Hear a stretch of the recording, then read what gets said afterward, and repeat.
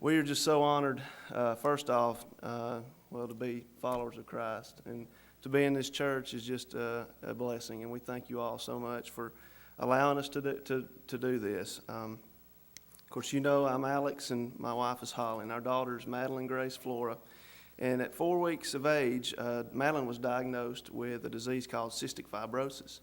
And it was detected through newborn screening that they do. It's actually mandated in the state of Alabama now. They do this screening on every child. And we praise God for that, because just a few years ago, it was not mandatory that they do the screening. So had it not been for that screening, it would have been, possibly even longer before we would have known that Madeline had the disease. So we're just grateful for that. And then this morning we've just been asked to kind of share with you about the disease, cystic fibrosis, and then also how God has worked in our lives since finding out that Madeline has CF, and then how you can help us to love and care for Madeline. So to begin, I just want to kind of give you just a brief overview of what cystic fibrosis is. There's an excellent resource online. What I have here is just a very small, snippet of the whole picture. But the Cystic Fibrosis Foundation actually has an excellent website where you can find out a lot more. So I would encourage you, if you would like to know more, to visit their website. And that website is www.cff.org. CF is a life-threatening genetic disease that causes a thick and sticky mucus to build up and clog some of the organs in the body. And there's two primary organs that CF affects and that are the biggest, concerns to a CF patient. And those organs are the lungs and the pancreas. In the lungs, the thick mucus can clog up and make breathing difficult. And then also the mucus can build up and actually cause bacteria or allow bacteria to grow, and causing an inflammation and infection that can lead to lung damage. In the pancreas, the mucus buildup can stop digestive enzymes from getting to the intestines.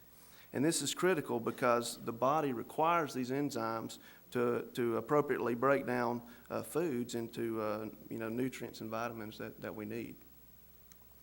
So how do people get cystic fibrosis? And basically, it's a genetic disease, so it's inherited. In our case, Holly and I are carriers of the gene, and we didn't know that before we had Madeline. So with both of us being carriers, there was basically a 1 in 4 chance that Madeline would inherit the defective gene and have CF. And as we know, in our case, that was God's plan. So there are several symptoms of CF. They vary depending on what a patient may be going through, whether they're sick at the time or not. But just some common day-to-day symptoms CF patients have is they actually have salty tasting skin. Persistent cough is common, a lot of times with coughing up phlegm. There's frequent lung infections such as pneumonia and bronchitis. Wheezing and shortness of breath is common.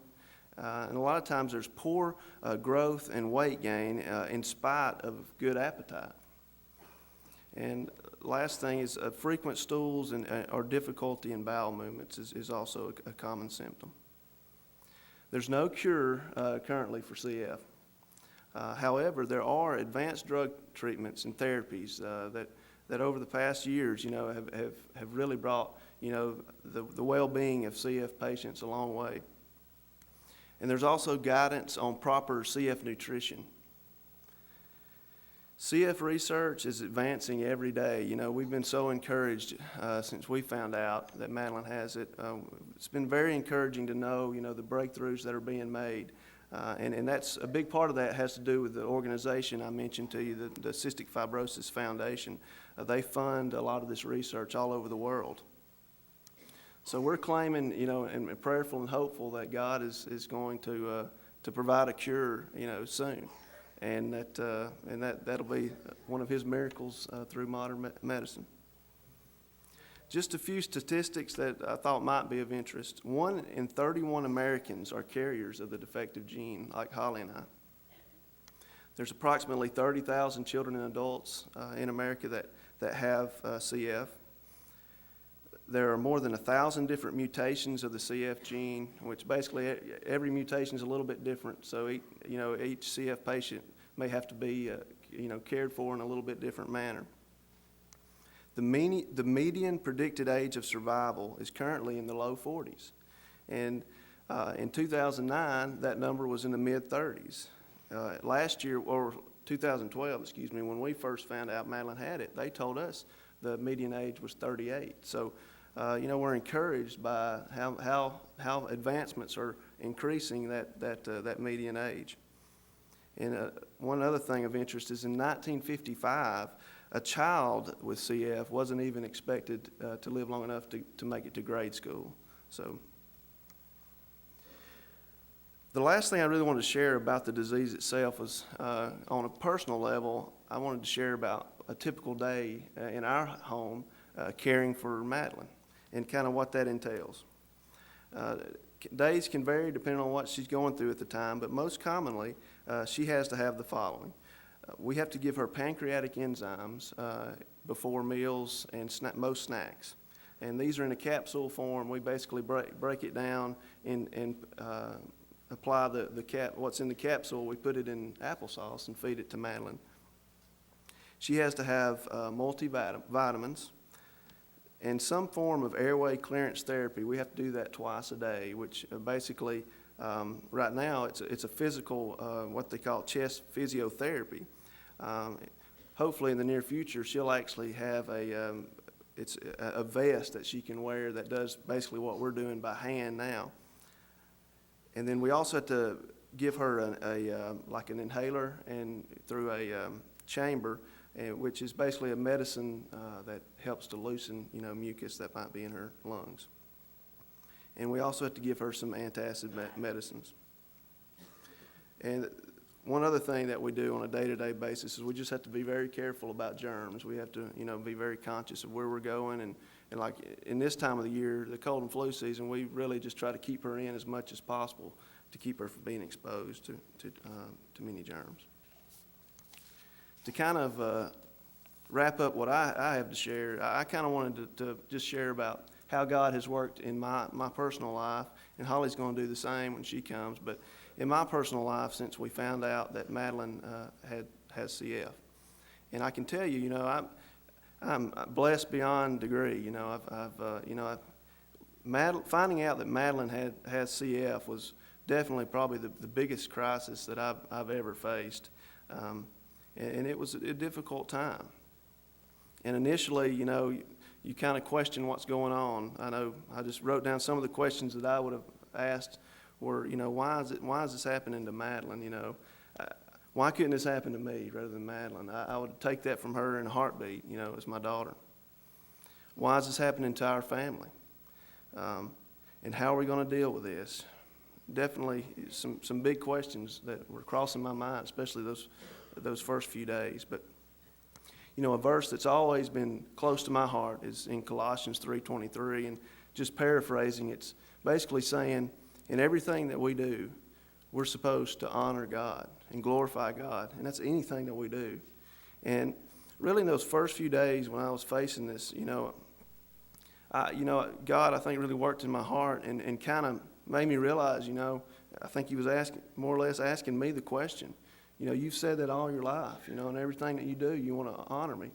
Well, how are you going to respond to me? Now's your chance, to prove. And so my prayer, especially, then and now too, is I just want my attitude and my response to this to bring honor to him.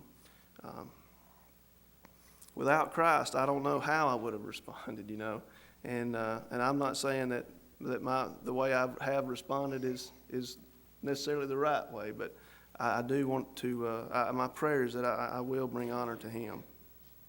God has worked in so many ways to help me through both the initial shock and the day-to-day, struggles at times. And I can definitely say, he's been my great provider. And I wanted to share this passage out of Matthew 6, verses 25 and 26. It says, "This is why I tell you, don't worry about your life, what you'll eat or what you'll drink, or about your body, what you will wear. Isn't life more than food and the body more than clothing? Look at the birds of the sky. They don't sow or reap or gather into barns, yet your heavenly Father leads them. Aren't you worth more than they?" So God has provided so much, and I just wanted to share just a few things. He's provided for me a peace and confidence, that a reassurance that He is in control. Philippians 4:13 is another verse I've always cherished, and I can do all things through Christ who gives me strength. God has provided an incredible support group, and Holly will touch on this more, but family, our church family, my peers at work, my boss has been very understanding with our schedule, if we have doctor's appointments.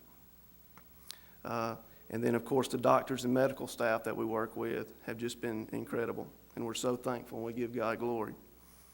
And God has provided a hope for healing. Just like I said, we've already seen just how far the advancements have been made in the research and medicines. And then last, God has already blessed Madeline just tremendously physically since we found out, since we've been able to apply these treatments and medicines. She's truly thrived. So, we've got so much to be thankful for. And I'm just thankful for God and for Him being my great provider.